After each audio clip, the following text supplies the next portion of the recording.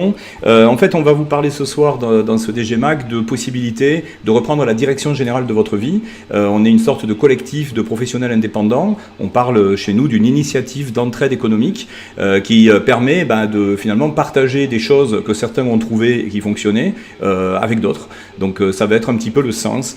Donc l'idée ici, c'est de se dire comment est-ce qu'aujourd'hui on peut définir dans cette période de crise des critères qui permettent d'entrevoir des opportunités. Ça paraît un peu provocateur, parfois révolutionnaire, et pourtant ça fonctionne. S'il fallait citer quelques éléments, déjà ce diagramme que je vous invite tous à découvrir, comment aujourd'hui il serait important d'envisager une diversification d'activités par rapport à un cheminement naturel. On démarre en général sa carrière en tant qu'employé, on est donc locataire de son emploi, on travaille pour quelqu'un d'autre, et puis on devient indépendant, certains qui se disent moi je veux prendre le contrôle de ma vie professionnelle. La problématique, c'est qu'on se trouve en tant qu'indépendant souvent confronté au fait que en plus de son métier, on doit aussi gérer son activité professionnelle, ce qui est un vrai sujet et qui parfois crée des désillusions.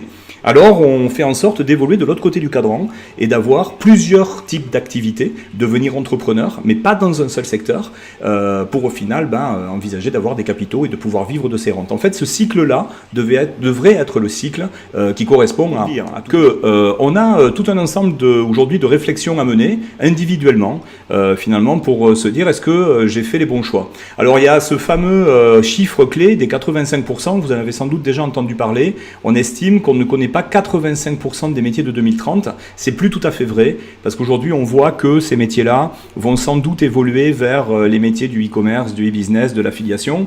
Alors ce soir on va vous parler de ce phénomène qu'on appelle les plateformes, puisque on a la chance, cette idée de développement global et de DG Academy, ça a été de mettre sur pied une organisation qui allait permettre de passer le relais à d'autres. C'est-à-dire que nous, on a eu la chance de mettre sur pied une diversification d'activités, adossée sur des possibilités de collaborer avec des grandes entreprises. Aujourd'hui, vous voyez Uber, Airbnb qui ont complètement révolutionné le métier du transport ou le métier de l'hôtellerie, alors que Uber ne possède pas de véhicule, Airbnb ne possède pas de chambre d'hôtel, et pourtant ce sont devenus les premiers mondiaux dans ces secteurs-là. Donc il existe d'autres possibilités d'y prendre part, et peut-être même plus astucieuses dans des secteurs d'activité qui nous concerneraient tous. Alors, qu'est-ce qu'il faudrait se poser comme question? Première question qu'il faudrait se poser, si on devait partir sur ces schémas-là, il faudrait trouver une structure peut-être avec une dimension humaine. Parce que c'est important de travailler avec des grands groupes, mais de savoir où est-ce qu'on va en termes de sens. Les gens aujourd'hui ont besoin de sens. Il faudrait trouver des sujets qui sont adossés sur la science, sur le progrès, sur une industrie qui est porteuse de valeurs à travers justement l'innovation. Si vous n'avez pas un projet qui est innovant, on n'est pas sûr qu'il soit porteur d'avenir. Donc si vous devez choisir des secteurs, il ne faut pas les choisir par hasard. Être en capacité de travailler avec plusieurs secteurs d'activité différents, c'est important ça aussi, ne pas mettre tous ses œufs dans le même panier. Donc on verra qu'aujourd'hui ça fait partie des choix et des sélections vers lesquels il faut aller. Le côté plateforme clé en main, ça c'est ce qu'apportent les entreprises d'aujourd'hui. Aujourd'hui on est dans un schéma où les gens peuvent envisager, on va avoir des témoignages, de prendre part à des projets d'envergure, mais sans forcément gros investissement ou sans compétences particulières, parce que justement tout est déjà pensé pour eux. On va pouvoir aller se demander s'il y a la possibilité de rentrer avec de l'ouverture, le temps choisi, les possibilités de travailler depuis chez soi, ou peut-être dans le secteur physique, pour ceux qui n'aiment pas l'Internet, peut-être travailler en local ou à l'international. Donc on va avoir la possibilité de réfléchir aux moyens de gagner différemment sa vie. Est-ce qu'aujourd'hui je suis payé quand je suis au travail, comme l'expliquait Coco, ou est-ce que je peux gagner ma vie quand je n'y suis pas? Donc il va falloir parler business plan, un système qui fonctionne, et puis une équipe. Donc vous voyez que s'embarquer sur un projet, c'est plein de questions qu'il faudrait se poser, et c'est des questions que tous les gens qui vont intervenir ce soir se sont posées. Donc s'il devait y avoir quelques secrets, première idée, quand on veut voyager léger, c'est-à-dire que ça c'est vraiment, moi le conseil que je donne à tous, on n'est pas trop dans une époque où il faut investir de gros budgets quand on veut lancer une entreprise. Si on a l'entreprise qui est là, c'est cool, mais si l'entreprise n'est pas là, c'est des risques forts. Donc faire un crédit, hypothéquer la maison, tout ça c'était des choses qu'on voyait dans les années 80-90, ou créer une franchise avec plusieurs centaines ou dizaines de milliers d'euros. Aujourd'hui c'est pas trop l'époque. Aujourd'hui en fait l'époque c'est d'apprendre à travailler avec des plateformes qui vont nous équiper avec des projets clés en main.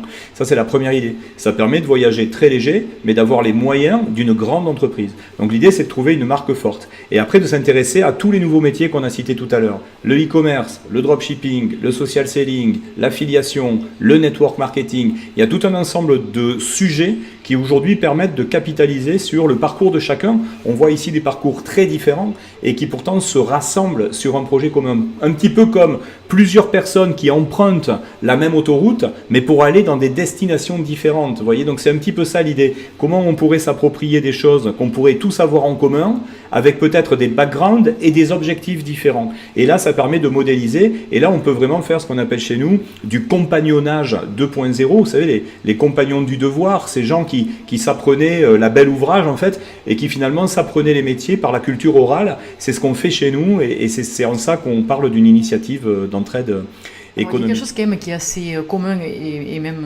voilà, qui est un petit peu l'introduction de ce que j'allais traiter aussi. C'est voilà, comment réussir sa transition professionnelle. Au départ, quand même, il y a, on part d'un malaise, hein, parce que voilà, on part d'une perte de sens, de burn-out. Donc voilà, on part d'un endroit, d'un secteur où on se sent pas bien.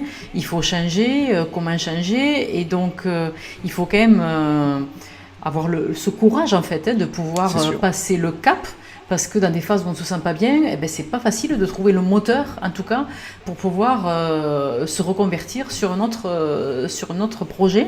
Et surtout que on peut être rattrapé aussi par des sentiments tels que la culpabilité, parce qu'à un moment donné, c'est vrai qu'on a suivi un parcours, on a fait des études pour avoir un diplôme et pour exercer un métier, des études souvent qui ont été payées par les parents, enfin en tout cas ça a été mon cas. Et c'est vrai qu'à un moment donné, voilà, on fait un backup sur les années passées. On se dit est-ce que j'ai perdu tout ce temps-là, qu'est-ce que je fais, quoi.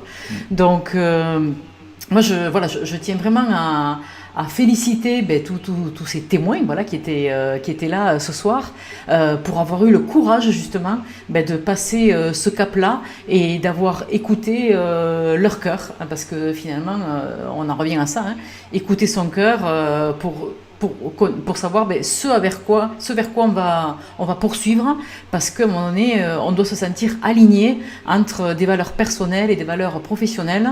Et du coup, voilà, je tiens quand même à vous féliciter pour ce pas que vous avez tous passé.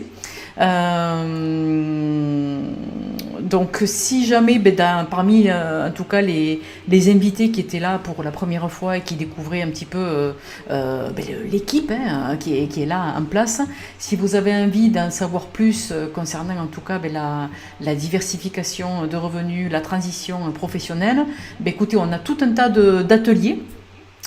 Nous, grâce à l'équipe de développement global, c'est un site de formation, il y a tout un cursus de formation, et on peut vous accompagner en tout cas sur un parcours de découverte à travers différents types d'ateliers. Donc 3 types d'ateliers: un atelier longévité que j'ai vraiment le plaisir d'animer, parce que ça c'est mon ADN à moi, hein, puisque moi je suis vraiment du secteur bien-être. Ensuite, soit c'est Dominique, soit c'est moi, voilà, qui animons les ateliers découverte pour la diversification d'activités, et puis des ateliers de stratégie financière. Il y a Julien aussi qui fait pas mal d'ateliers aussi avec son aussi. groupe. Voilà. Absolument, on est de plus en plus nombreux. Ouais.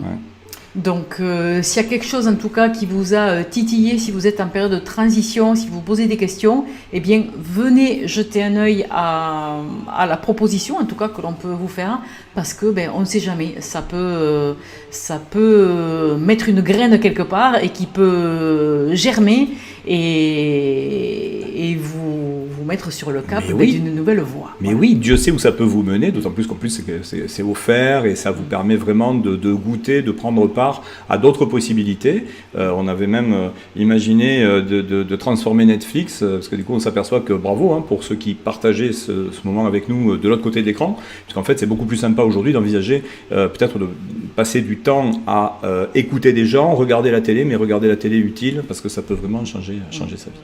Bravo en tout cas à tous ceux qui seront restés jusqu'à la fin. Bon, c'était un plaisir vraiment de partager ce moment. On se quitte avec le rendez-vous pris pour dans 2 semaines. En tout cas, nous, on sera là.